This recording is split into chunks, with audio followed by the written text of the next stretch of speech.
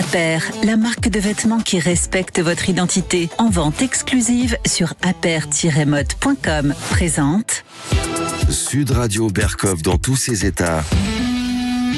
Le face-à-face. Vous écoutez Sud Radio, nous sommes ensemble jusqu'à 14h aujourd'hui. André Berkov, pour ce face-à-face, vous recevez Pierre de Gaulle, le président de la Fondation Pierre de Gaulle pour la paix, la concorde et l'amitié entre les peuples. Bonjour Pierre de Gaulle. Bonjour, merci de votre accueil. Économiste, financier, nous avons reçu avec plaisir Pierre de Gaulle en janvier 2023 sur cette antenne et dans cette émission. Et on peut dire que, on en parlait un peu, les choses se sont accélérées dans tous les domaines. Peut-être pas les meilleurs et peut-être pas dans la bonne direction. En tout cas, on sent quelque chose qui est en train vraiment quelque part de se décomposer, quelque part de changer, parce que le bouleversement du monde, on le connaît aussi. Alors, je voudrais quand même, Pierre de Gaulle, qu'on parle un peu de la France, enfin, et vous en avez souvent parlé, et de ce qui se passe en ce moment dans ce pays. Comment vous le ressentez, ce qui est la situation? Alors, ce qui me frappe et ce qui me désole, c'est le vide politique, le vide de programme, le vide en termes de conception d'un gouvernement et d'un président qui est habitué à mentir aux Français, est habitué à faire croire en de belles histoires, en des mythes, plutôt que de s'attaquer véritablement aux réalités. Un président qui n'aime pas la France, visiblement, qui n'aime pas les Français, il l'a dit, j'ai appris à aimer les Français, et surtout une absence totale de vision stratégique, de programme. C'est-à-dire que l'impression que j'ai, c'est que le gouvernement passe l'essentiel de son temps à communiquer, à courir après les sondages, après les élections, au lieu de s'attaquer aux vrais problèmes, de réfléchir, d'avoir une réflexion véritablement profonde sur comment on gère notre pays, comment on le redresse, comment on fait face à une situation économique, politique et diplomatique catastrophique, et comment on s'attaque aux vrais problèmes. C'est-à-dire, je souhaiterais que ce gouvernement puisse établir, région par région, département par département, collectivité locale par collectivité locale, des discussions avec les entrepreneurs, des discussions avec les artisans, pour lancer des programmes locaux, des programmes nationaux, des grands projets, et établir qu'est-ce qu'on fait, et demander des résultats concrètement sur le terrain, aux politiques, pour que les choses avancent, pour que le pouvoir d'achat des Français soit défendu, pour que leur sécurité soit véritablement garantie. Elle ne l'est pas, ni dans les rues, ni sur le plan international, ni vis-à-vis du terrorisme. Et à cet égard, je suis frappé lorsqu'on commence à préparer l'opinion publique à d'éventuels attentats en ce qui concerne les Jeux Olympiques, où on dira « Ah, mais c'est la faute des Russes ». C'est la faute d'un gouvernement et d'un président qui ne sait pas tenir son pays, qui a fait des erreurs diplomatiques considérables, notamment vis-à-vis du conflit Israël-Palestine, et qui nécessairement devra faire face à un terrorisme. Alors forcément, c'est la faute des autres. Il y a cet esprit d'abandon et cette trahison qui vise à faire croire aux Français qu'on peut confier les intérêts de la France, qu'on peut confier leurs intérêts à des étrangers, à des intermédiaires, à une commission européenne. Tout ça parce qu'on ne veut pas ou qu'on ne peut pas régler ses propres problèmes. Ça me scandalise et je pense qu'il faut complètement revoir la façon de gouverner et la façon d'établir un rapport avec les Français pour les protéger et les défendre. Alors Pierre de Gaulle, juste pour l'histoire, la question européenne, vous dites justement on délègue à des étrangers, mais que répondez-vous à ceux qui vous disent mais attendez, la France est très très bien, mais la France est trop petite aujourd'hui dans le concert mondial pour ne pas être absolument en concert avec l'Europe, avec l'Union européenne pour avoir la puissance, c'est l'Europe, c'est ce qu'on nous répète en tout cas à certains nombres, à longueur de médias et à longueur de journée. La France seule, comment voulez-vous qu'elle se débrouille? Mais c'est la France qui fait l'Europe, et non pas l'inverse. Ce n'est pas en confiant à une technocratie européenne nos intérêts qu'on va défendre notre propre position. La France est un grand pays, la France est une grande puissance économique, est une grande puissance en termes d'innovation, en termes de savoir-faire, en termes de capital culturel, en termes de capital scientifique. Nous avons les meilleures écoles du monde. Nous avons un savoir-faire, une technologie considérable. Nous bénéficions toujours d'une étendue en termes d'influence, d'une action internationale. Nous sommes le deuxième territoire maritime mondial. Faut le rappeler, et je pense que c'est une grave erreur, et c'est d'ailleurs le vœu des Américains, de vouloir réduire la France à un rôle continental et de meilleurs élèves des Américains, et de nous, circonscrire au glacis européen, au glacis continental. Et alors, justement, ceci m'amène, on va parler évidemment de tout cela, on va parler de ce qui se passe à l'étranger, de la politique étrangère de la France, la politique intérieure. Mais la question que je vais vous poser tout de suite, je viens de vous entendre, et on vous entend, et on vous avait entendu il y a 1 an et demi. Pourquoi n'entrez-vous pas en politique? Pourquoi, justement, et je ne parle même pas de votre nom, je ne parle pas de ce qui vous engage ou vous oblige, mais pourquoi vous ne dites pas, écoutez, moi, avec mes moyens, je vais essayer de participer à cette volonté, cette lucidité, ce réveil? Je ne suis pas là pour faire de la politique. Je suis là pour défendre la France et les Français, parler de la France et faire en sorte que son prestige, son rang, soit restauré sur la scène internationale, qu'elle devienne une grande nation, redevienne une grande nation, entendue, et qu'elle se soit un pays prospère, sécurisé, que les Français soient épanouis, que les Français croient de nouveau en leur avenir. Et je voudrais porter un message d'espoir. C'est pour ça que j'ai créé cette fondation. Mais je ne suis pas là pour faire de la politique. Je ne suis pas attaché à des échéances électorales. Ce qui m'intéresse, c'est la France et les Français. Alors justement, à votre avis, parlons de ça, on va parler évidemment de la fondation. Comment, je veux dire, même si vous ne faites pas de politique, on est chacun d'entre nous, on est concerné par cela, la politique s'occupe de vous. À votre avis, ce n'est pas un combat perdu. Vous avez dit les avantages, effectivement, que la France était encore, et heureusement, un grand pays. Mais vous avez vu la désindustrialisation, vous avez vu la vente des bijoux de famille, vous avez vu la délocalisation un peu partout, vous avez vu effectivement que l'on confie d'un côté à des conseillers américains la communication, mais beaucoup plus grave, tout le problème, je veux dire, qu'on est en train d'acheter du gaz de schiste aux États-Unis, du pétrole indien qui est du pétrole russe raffiné, etc., etc.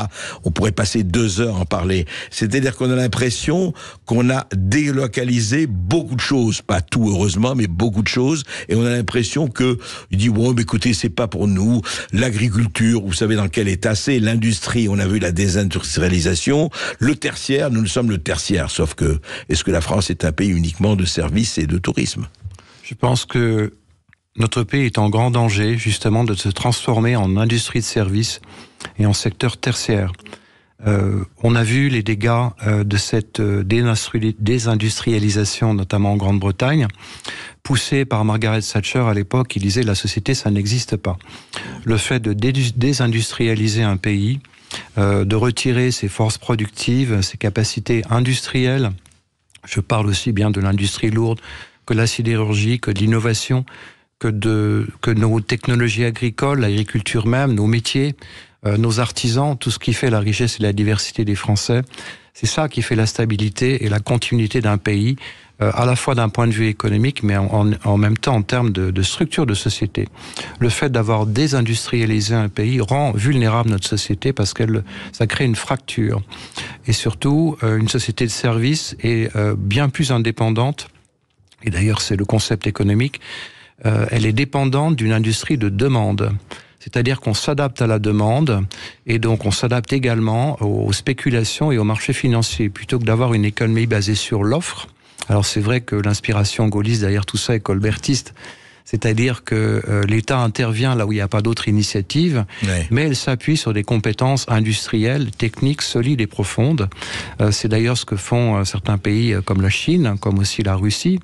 Mais dans ces pays-là, les gouverneurs de région doivent rendre des comptes au gouvernement en ce qui concerne les résultats, en ce qui concerne le développement de leur politique, en ce qui concerne les créations d'emplois, en ce qui concerne le pouvoir d'achat, en ce qui concerne les grands programmes, en ce qui concerne la formation, en ce qui concerne la recherche scientifique. Et c'est ça complètement, à mon avis, qu'il faut remettre en place. Notre société est déstructurée, est une société beaucoup trop dépendante, je vous l'ai dit, de la demande et des marchés, comme la France est dépendante d'ailleurs, en se désindustrialisant, mais aussi en s'endettant considérablement. Vous avez rappelé effectivement l'état de notre pays qui s'est aggravé depuis de nombreuses années et depuis notre dernier entretien. L'endettement de la France dépasse 3 000 milliards. L'endettement hors bilan, c'est-à-dire décommissionnement des centrales nucléaires, les retraites des fonctionnaires, tous les postes qui ne sont pas directement comptabilisés, c'est 8 000 milliards de dollars. Ça rend notre pays dépendant, puisque cette dette, il faudra bien la refinancer, il faudra bien surtout la rembourser. Et à l'époque, on a créé une croissance artificielle en inondant les marchés d'argent gratuit, puisque la planche à billets, pour stimuler une croissance artificielle battait son plein.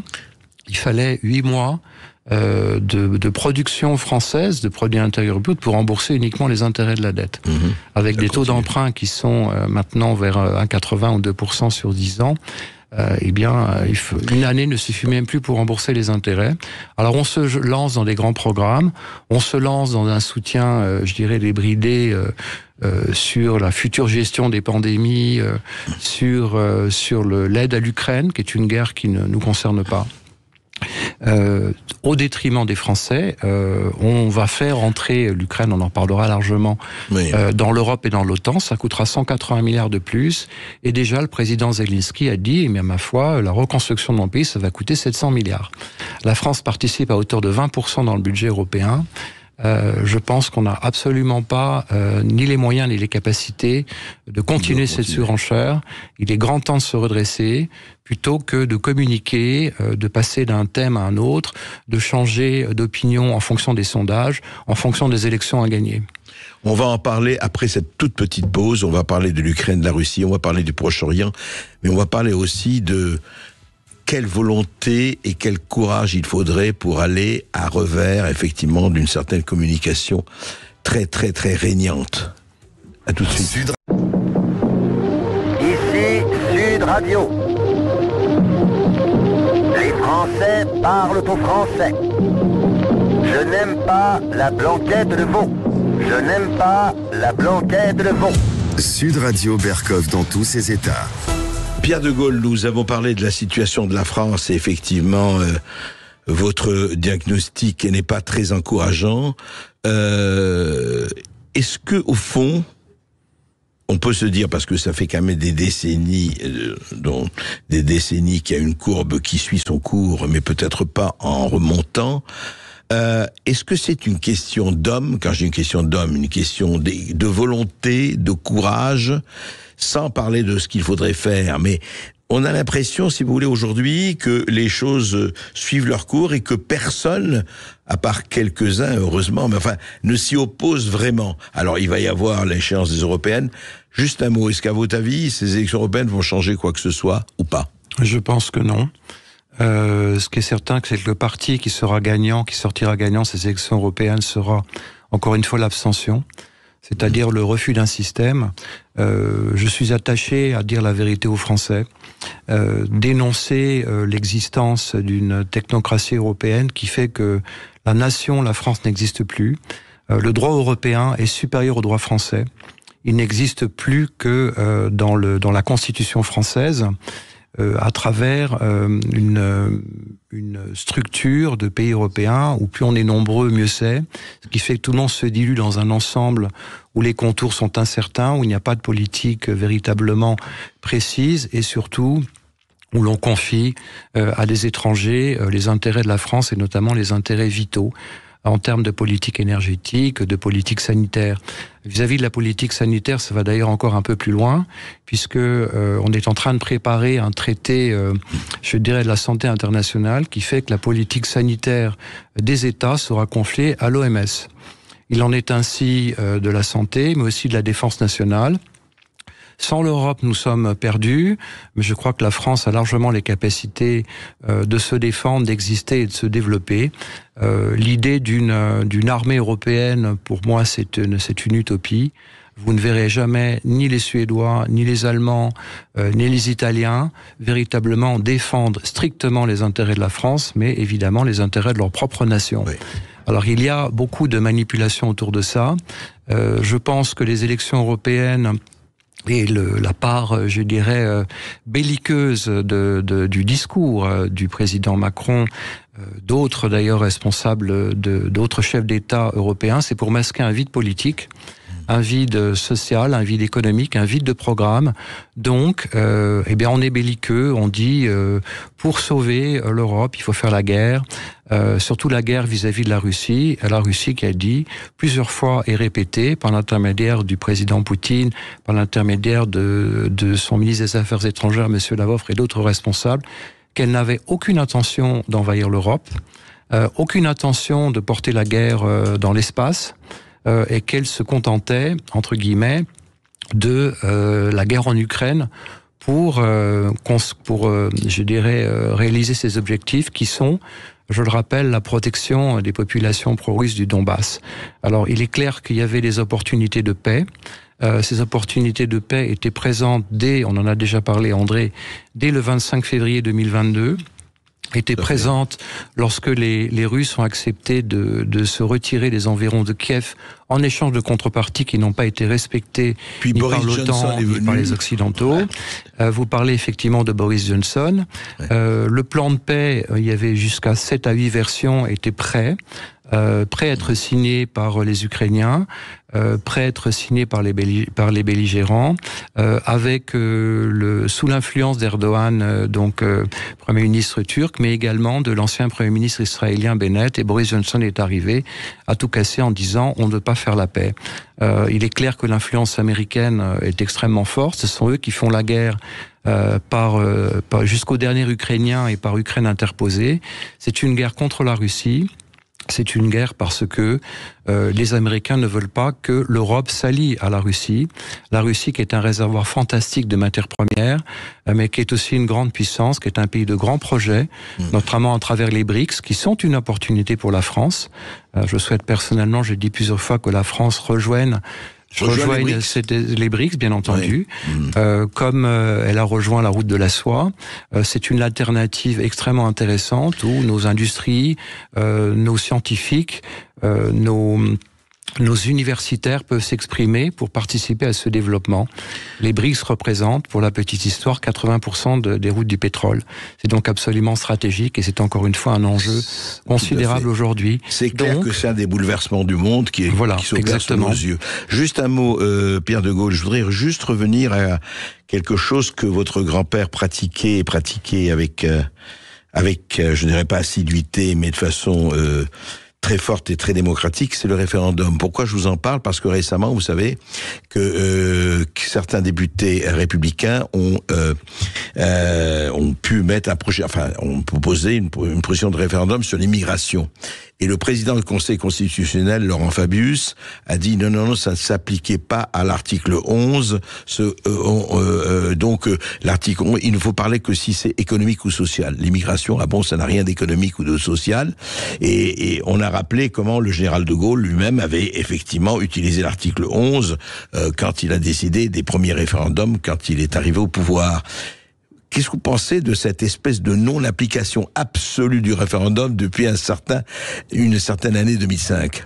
Je pense qu'on se trouve face à un système qui devient de plus en plus autocratique, alors que mon grand-père avait institué dans l'esprit de la Ve République, effectivement, un pouvoir présidentiel fort, mais également des contre-pouvoirs.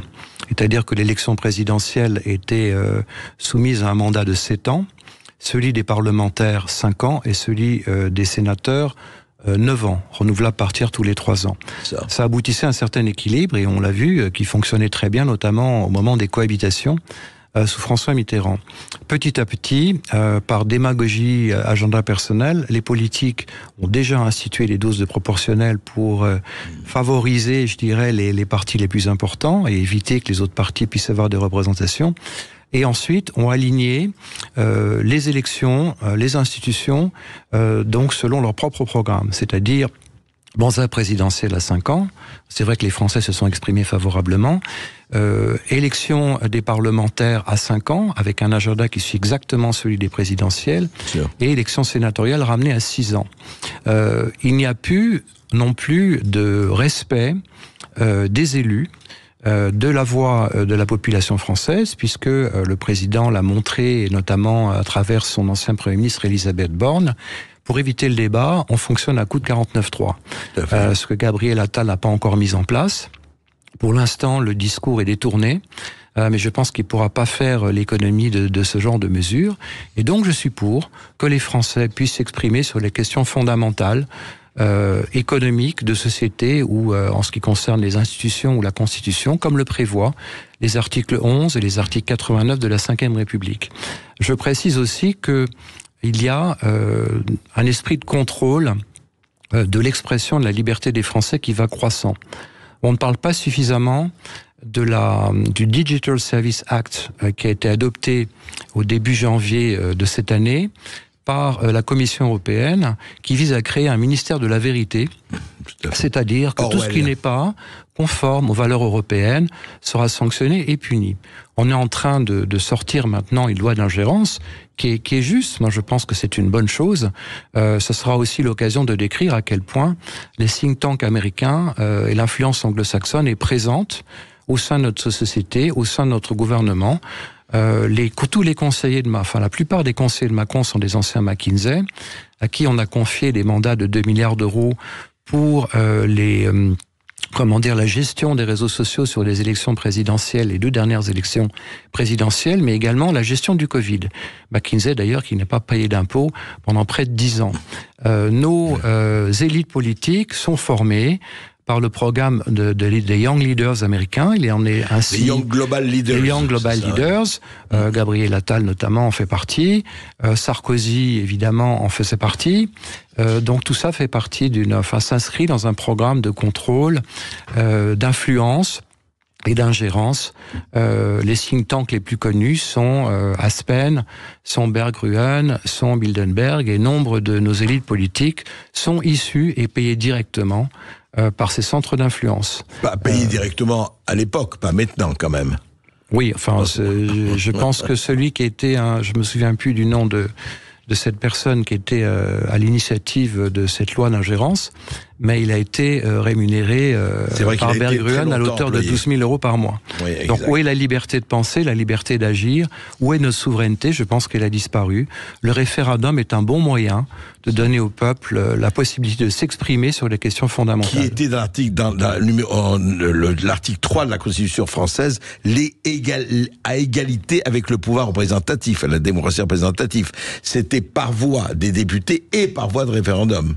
Oui, bien entendu. L'article 3. D'ailleurs, cet esprit d'équilibre a été bafoué, puisque je cite souvent cette loi de programmation militaire qui est passée le 14 juillet de l'année dernière, pendant que tout le monde était parti en week-end, et qui stipule très clairement que si les réalités essentielles de la nation sont menacées, qui est une définition extrêmement vague, on peut saisir toute personne ou ses propriétés, donc sans contrôle ex post ni a priori, ni a posteriori, sans consultation des assemblées selon le principe que vous venez d'évoquer dans l'article 3, et sans contrôle aucun.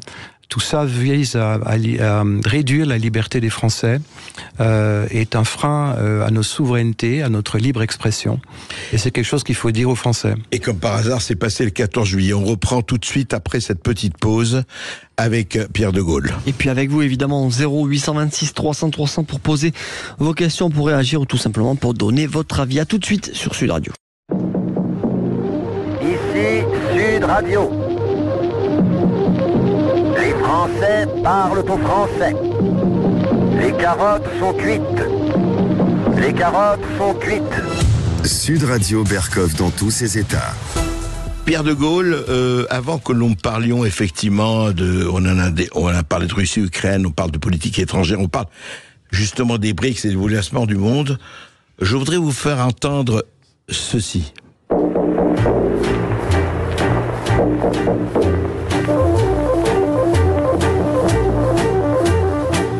La voix, drôle de voix, profonde et saccadée. La voix qu'on écoutait tout bas, les portes bien fermées.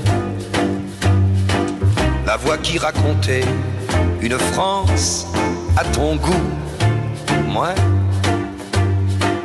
Quand elle va se taire, je te parie 100 sous, ouais. Le nom, drôle de nom, écrit sur l'ouragan, quatre murs de l'horizon, claquant comme un slogan. Ce nom qui te parlait de chez toi, de chez nous, ouais. Ce nom qui chante clair, je te parie sans sou que tu le regretteras. Tu le regretteras, Gilbert Bécaud. La question que je voulais vous poser, c'est quand on s'appelle De Gaulle, est-ce que ça engage, ça oblige ou pas spécialement ? Forcément. C'est un engagement, c'est un devoir, c'est une mission, c'est une responsabilité de porter une voix, de porter un idéal et de l'exprimer. Une responsabilité vis-à-vis de la France et des Français, de dire que la France est un beau pays, que les Français est un peuple fantastique, et d'avoir le devoir de restaurer cette France, de porter ses valeurs. Vous m'avez fait entendre, Gilbert Bécaud, Monsieur 100 000 volts. Quelle ferveur, quelle simplicité, que de belles choses, que de fondamentaux.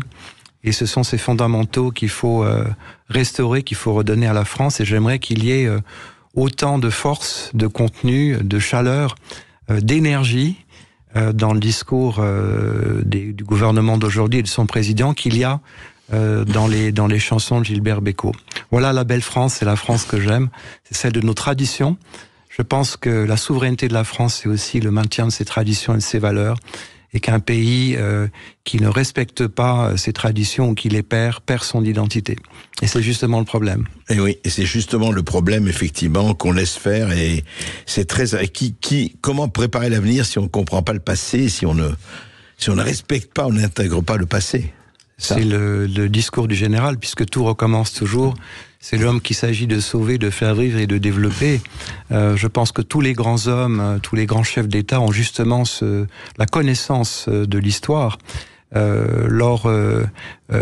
Si vous lisez une des citations, un des passages du livre posthume de mon père, Dernier souvenir, de l'amiral Philippe de Gaulle, il dit la Chine pense à 500 ans, la Russie à 100 ans, la France à 50 ans, j'espère que c'est encore le cas, puisque pour moi, le gouvernement actuel pense plutôt à l'horizon d'une semaine, et les Américains à 5 ans. C'est justement le temps long qu'il faut travailler, c'est justement les grands programmes, la perspective d'évolution des peuples, en les assoyant sur l'économie, en les assoyant sur une économie d'offres et non pas de demande, non pas les rendre dépendants d'une spéculation, mais concevoir ce que la France, ce que le pays va être, et le positionner pour les dizaines d'années à venir. C'est la capacité, ce que je dénonce vis-à-vis des gouvernements qui nous ont succédé depuis si longtemps, c'est que au lieu de se perdre dans des communications, des meetings électoraux ou des sondages, ils devraient véritablement prendre le temps de réfléchir aux grandes questions, aux grands problèmes, comme mon grand-père le faisait. Nous avons besoin d'idées, des idées, toujours d'idées, disait-il. Et d'avoir cette réflexion, véritablement se creuser les méninges pour la France, pour les Français, et pour faire en sorte que elle se redresse, et qu'on donne aux Français des conditions de prospérité et de sécurité qui font malheureusement cruellement défaut. Mais justement, on revient toujours au même point, Pierre de Gaulle. Qui pour faire cela? Qui pour acter cela? Qui pour rappeler? Bon, vous le faites effectivement, et un certain nombre de gens le font, mais qui au pouvoir, parce que si on n'a pas le pouvoir, on a le ministère de la parole, mais qui pour acter tout cela, je veux dire, est-ce que pour vous, alors vous suivez cette situation depuis longtemps, est-ce que il n'y a pas un jour où ça a basculé, mais qu'est-ce qui a fait qu'à un moment donné, cette ardente obligation du plan, cette ardente considération de considérer... Alors, il y a des souverainistes aujourd'hui, effectivement, il y a des partis souverainistes, mais regardez ce qu'ils font aux élections, heureusement ou malheureusement, enfin, chacun a son opinion. Qu'est-ce qui fait que la sève s'est un peu tarie, pas complètement, heureusement? Je pense que il y a une absence... je dirais, de morale. Je reprends un peu les thèses qu'a développées Emmanuel Todt dans la défaite de l'Occident. C'est-à-dire que on est face à une élite dirigeante qui est issu de la finance, qui est issu des grands cabinets d'avocats, et qui poursuivent un agenda personnel et un intérêt personnel. En plus, cette classe politique est habituée à mentir aux Français constamment. On dit une chose et son contraire la semaine suivante. On a cité souvent Bruno Le Maire qui a dit « je vais mettre l'économie russe à genoux, je vais mettre l'économie chinoise à genoux ». On a l'impression qu'il n'a jamais regardé une carte de sa vie et qu'il s'est jamais posé la question de savoir quels sont les vrais fondamentaux en ce qui concerne les positions géopolitiques de ces pays et de la France par rapport à ces pays. Résultat, effectivement, la Russie est à genoux. Elle a eu 3,4% de croissance en 2023. Ça sera sans doute un peu plus cette année, le FMI l'a confirmé, avec une balance des paiements qui est quasiment équilibrée. Et la France, elle, de dire « Ah mais oui, on a prévu que le déficit de la balance commerciale serait 4,9%. » Ah bah oui, finalement, c'est 5,5%. Et c'est pas grave, quoi qu'il en coûte, on dépense, ce qui nous rend encore à chaque fois un peu plus dépendants. Cette année, la France devra émettre, corrigez-moi si je me trompe, mais je crois 250 milliards environ d'obligations pour refinancer sa dette. Elle le fera à des conditions de marché. 70 milliards par an. Exactement. Elle le fera à des conditions de marché qui sont défavorables. Et parce qu'on ne sait plus comment sortir de cette situation, qu'on ne sait plus quoi raconter aux Français, on fait un discours de guerre parce que ça permet de rassembler et de combler un vide de programme, un vide politique, un vide d'idées. Et simplement un vide tout court. Je crois que les élites politiques d'aujourd'hui n'ont plus aucune morale. Ils préfèrent mettre, vous dites, ce sont les intérêts particuliers qui l'emportent sur l'intérêt général, quoi, de façon absolue. Mais vous savez, c'est la théorie microéconomique de la spécialisation. C'est-à-dire qu'on essaie de maximiser le comportement de l'individu, on fait une optimisation sous contrainte et on essaie de réduire une politique économique à long terme en fonction de cette optimisation à court terme. C'est-à-dire soumettre l'économie à une politique de demande en fonction d'algorithmes qui vont prévoir le comportement des individus, donc la demande et le refinancement qui va avec. Nous n'avons plus les moyens de notre politique et je pense qu'il faut commencer par se remettre en question profondément, d'avouer qu'on s'est trompé, de remettre les choses à plat et de reconstruire une politique systématique, sectorielle, de programmes. Au moins les Russes, au moins les Chinois ont une planification. Nous n'en avons absolument aucune. Elle est critiquable, mais elle a le mérite d'exister. Retrouver l'ardente obligation du plan quelque part. Oui, mais je pense que le plan permet de fixer les objectifs, de fixer les esprits, de fixer les responsabilités. Je vais revenir sur l'Europe. On applique des directives européennes dont les États membres sont obligés de transposer en droit national sous peine de sanctions. Sachant que le droit des nations n'existe plus, mais il n'y a aucun contrôle ex post et a posteriori, aucun, système qui permet de mettre les dirigeants européens, les commissaires européens face à leurs responsabilités et faire en sorte qu'ils rendent compte.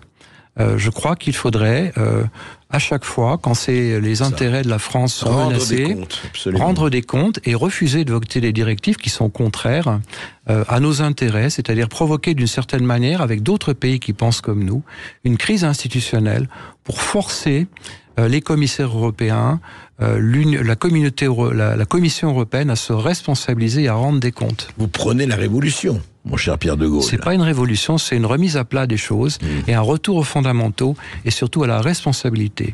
Je pense que les hommes politiques d'aujourd'hui n'ont aucun sens de la responsabilité et je dirais même de responsabilité intellectuelle vis-à-vis de leurs obligations, vis-à-vis du peuple français et de la nation. C'est justement là le problème. Honnêteté intellectuelle d'abord, c'est clair. Je crois que nous avons des auditeurs, des questions. Ça réagit pas mal au 0826 300 300. C'est Julien que nous avons depuis Marseille. Bonjour Julien. Bonjour Julien. Bonjour André. Attendez, est-ce que vous avez trop enlevé votre parleur, Julien? On va retrouver Julien dans un instant, André. Nous avons Jacques qui nous appelle depuis l'Aveyron à Villefranche-de-Rouergue. Bonjour Jacques. Oui, bonjour. Bonjour Jacques. Je suis ravi d'entendre ce monsieur. Je me dis, le pays est en train de couler. Si les Français lui demandaient de faire ce qu'il a envie de faire, est-ce qu'il le ferait? Parce que l'avenir me fait peur. Moi, je m'en fous, j'ai 68 ans. Mais pour les jeunes, moi, je sais pas. Ce pays me fait peur. Pierre de Gaulle, il vous repose la même question que moi. Merci monsieur, bien sûr, je répondrai à l'appel qui me sera fait. Monsieur, vous avez 68 ans, mais je voudrais valoriser tout ce que vous avez fait, ce pourquoi vous avez travaillé, vos idéaux, et je voudrais vous redonner un message d'espoir, parce que la France a de grandes capacités, la France est un beau pays, les Français portent leur devenir, et je pense qu'il faut redonner cette capacité, cette potentialité à nos compatriotes, à nos citoyens, de participer ensemble à un grand dessein, un grand programme, et j'y crois profondément. Merci Jacques pour votre remarque. On a Bruno qui nous appelle depuis Paris. Bonjour Bruno. Le retour ensemble. Bonjour Bruno. Oui, bonjour. On vous écoute.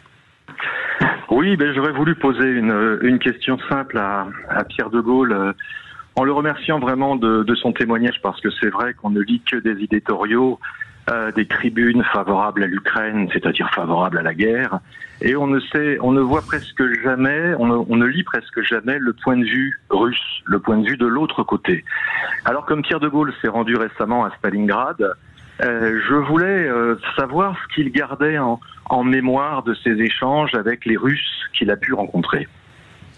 Merci de votre question. Je me suis effectivement rendu 2 fois à Stalingrad pour honorer la mémoire des combattants, des patriotes qui ont donné leur vie pour leur patrie, aussi bien des Russes que des Allemands.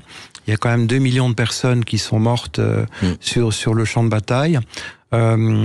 Les Américains ont tendance à effacer ce fait historique, mais sans les Russes, on aurait eu énormément de mal à gagner la Deuxième Guerre mondiale, puisque Stalingrad est une défaite retentissante donc pour l'armée allemande qu'avait prévu mon grand-père. Ce que j'ai trouvé chez les Russes, c'est beaucoup d'authenticité, beaucoup de valeurs fondamentales qu'on a perdues. Ils ne comprennent pas que la France ne les aime pas. J'ai fait des conférences dans des universités, dans des écoles, et les étudiants me disaient, l'élite politique, l'élite parle français là-bas, mais nous sommes 500 000 à aimer, à travailler, à vouloir la culture française.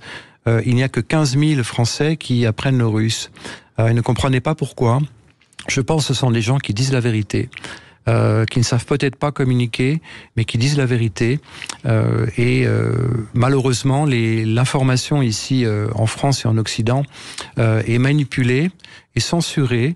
Je suis venu là-bas pour 3 choses. Je suis venu pour constater que les Russes vivent normalement. C'était en janvier 2023. Rendre mémoire aux combattants et surtout dire que les Russes voulaient la paix. J'étais totalement censuré par les 2 premières chaînes qui ont juste mis en place mon adoration pour Poutine. Bon, c'est vrai que c'est un chef d'État que je respecte, tout simplement parce qu'il a tiré son pays de la ruine. On peut pas dire la même chose de Macron, qui justement précipite son pays de la ruine. Qu'est-ce que c'était la Russie ? Comparaison audacieuse. Oui, mais je la fais.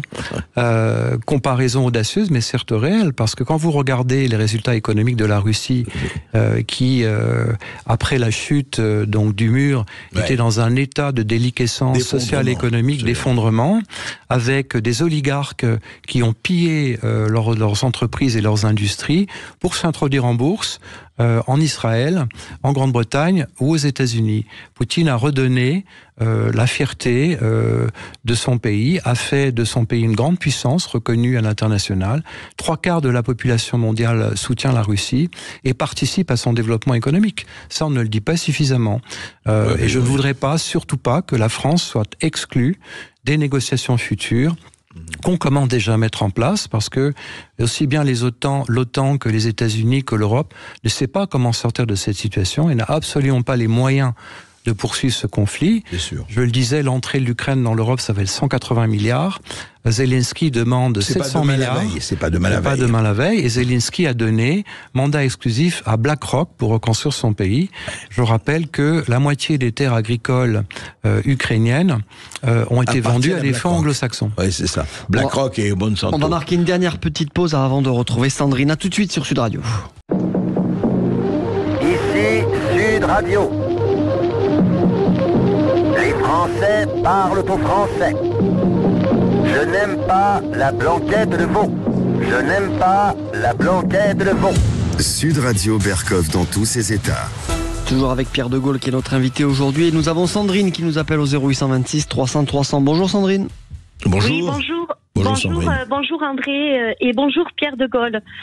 Je vous appelle parce que par rapport à ce que vous avez dit tout à l'heure, par rapport à ces élections européennes qui sont vraiment fissurées et qu'il n'y a que eux sur le devant de scène et qui ne parlent que d'eux, effectivement, comme vous dites, ça devient autocrate, c'est même plus, on parle même pas du peuple, on parle que de l'Europe, mais même plus de la France, ni rien. Et moi, ma question, ça fait très longtemps que c'est comme ça. Ça a commencé en Jospin où les entreprises sont parties, on est bien d'accord. Il y a eu un cheminement quand Arnaud Montebourg au niveau de Hollande, il a été radié et Monsieur Macron a pris donc sa place. Oui. Alors à partir de là, tous les problèmes ont commencé. On est bien d'accord là-dessus. Au niveau financier, pouvoir, les cabinets McKinsey et tout ce qui s'ensuit jusqu'à nos jours. Aujourd'hui, ils ont fissuré donc l'antenne d'Ancoute et j'ai écouté votre colère, Monsieur André, par rapport à ce que vous disiez hier que les souverainistes qui sont au niveau droite, mais bon, il y a d'autres souverainistes gauche qui sont capables de venir, on est bien au gauche ou même pas de gauche, peu importe, qui viendront avec grand plaisir parler de leur programme. Mais simplement, oui, ça sera dur, je pense. Nous, on voudrait relever cette France. Moi, je suis agricultrice. Je connais beaucoup. On veut relever cette France parce qu'on est en train de nous, petit à petit, on nous vole, on nous vole. On se sent. J'arrive pas à trouver les mots. On se sent. Vous vous sentez volé.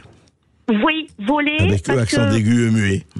Oui, voilà. Et après, au niveau des BRICS, je trouvais que c'était très intéressant sa vision. Et ma foi, écoutez, s'il y a les élections européennes et qu'après par la suite, si on a un groupe qu'on continue sur les présidents, il y a un groupe se continue à se battre pour les futures présidentielles. Est-ce qu'on peut, à un moment donné, en arrivant, ça sera très difficile parce qu'on a très peu de moyens financiers et très peu de moyens d'écoute. Est-ce qu'on pourra à ce moment-là, je veux dire, se renverser la situation et qui pourrait être très intéressante parce qu'au lieu de nous parler que ça cause des réseaux sociaux, le problème de la, voilà, excusez-moi, merci, je parle un peu trop. Non, merci. Est-ce qu'on peut renverser, alors c'est vrai, non, mais on a posé la question, mais c'est intéressant que Sandrine, agricultrice, est-ce qu'on peut encore renverser la situation? Oui.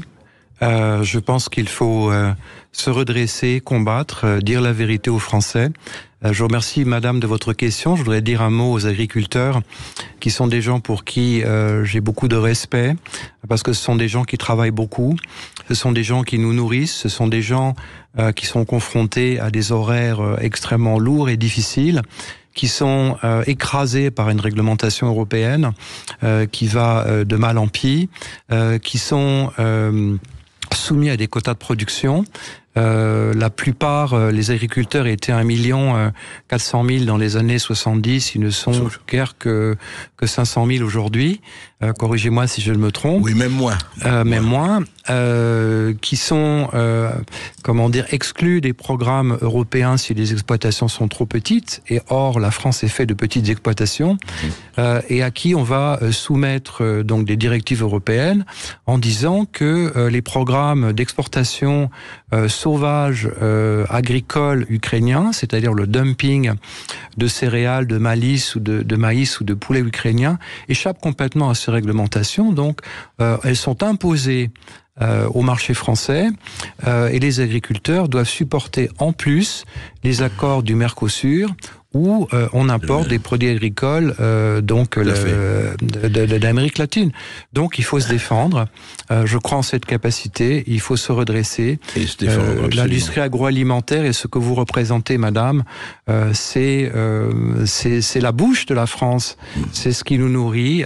Sachez que je vous soutiens dans votre combat. Et il faut vous défendre. Il faut refuser encore une fois de les directives qui sont contraires à nos intérêts vitaux. On va en parler, Pierre de Gaulle, mais je voudrais, parce que nous arrivons hélas en fin d'émission, on pourrait encore en parler pendant des heures, mais je voudrais parler de cette fondation Pierre de Gaulle. De quoi s'agit-il? Pourquoi vous avez créé cette fondation? Et en quoi, quel est son domaine? Quel est son objectif? J'ai créé cette fondation pour dire la vérité aux Français. Sur la France, sur la situation en Europe, sur la situation mondiale, sur les dangers que court notre pays, que court l'Europe et que court le monde. Le président Macron a voulu envoyer des troupes en Ukraine. Vous me direz, c'est pas nouveau. Il y a des instructeurs là-bas depuis très longtemps. Il a été discrédité et désavoué par tous ses alliés européens. Même par les Polonais. Pourtant, Dieu sait si les Polonais sont anti-russes et belliqueux, y compris par les Américains. Tout ça pour combler un vide politique. La guerre, ce n'est pas un dessin animé. Ce n'est pas de la communication. En face, il y a des gens qui prennent les choses extrêmement au sérieux. Qui voient l'OTAN se renforcer sur leurs frontières, donc près de 2000 kilomètres, et qui, s'ils sentent que leur pays est menacé dans ses intérêts vitaux. L'activité de la Fondation, ce sera l'information, c'est ça? C'est rétablir la France de mon grand-père dans ses valeurs traditionnelles. C'est dire la vérité aux Français. C'est défendre, je dirais, cet idéal de France. Et c'est de rétablir aussi sa souveraineté à l'international. On a détruit des dizaines et des dizaines d'années de présence à l'international, de diplomatie. Le président Macron a réussi à se fâcher avec tous les pays de la planète, ce qui nous rend maintenant extrêmement dépendants. Et on a, je dirais, mis la France sous tutelle financière, économique, parce qu'encore une fois, il faut refinancer la dette. Ça n'est pas le gaz américain qui va nous sauver, que les Américains nous vendent 4 à 7 fois plus cher que dans leur propre pays. Surtout que les Américains ne veulent pas la paix. L'objectif de ma fondation, c'est de se battre pour la paix et la prospérité de la France. Et je remercie tous ceux qui m'ont soutenu. Tous ceux qui m'écrivent, j'appelle évidemment aux dons de chaque Français. C'est où, si on veut vous adresser des dons? Vous avez le site dans la fondation, fondationpierredegaulle.com. Nous sommes une petite équipe, je n'ai pas toujours le temps, ni mes équipes, de répondre à tous les messages. Mais sachez que cette fondation va se développer grâce à vous, avec votre concours. Et c'est pour la France et les Français. Encore une fois, je n'ai pas d'agenda politique. Mon agenda, c'est mon pays. C'est le peuple de France que j'aime. La souveraineté n'est pas un vilain mot, vous savez. On pose la question à des grands leaders. Qu'est-ce que c'est que la grandeur? Ils vous répondront toujours, c'est la souveraineté. Et c'est l'indépendance. Merci. Pierre de Gaulle. Merci Pierre de Gaulle d'avoir été avec nous, président de la Fondation Pierre de Gaulle. On va se retrouver demain, André Berkoff, entre midi et 14h. On sera avec Nadir Kaya pour le face-à-face. Et tout de suite, c'est Brigitte Lay. À demain. Sud Radio Berkoff dans tous ses états, midi 14h. André Berkoff. Avec Aper, la marque de vêtements qui respecte votre identité, en vente exclusive sur aper-mode.com.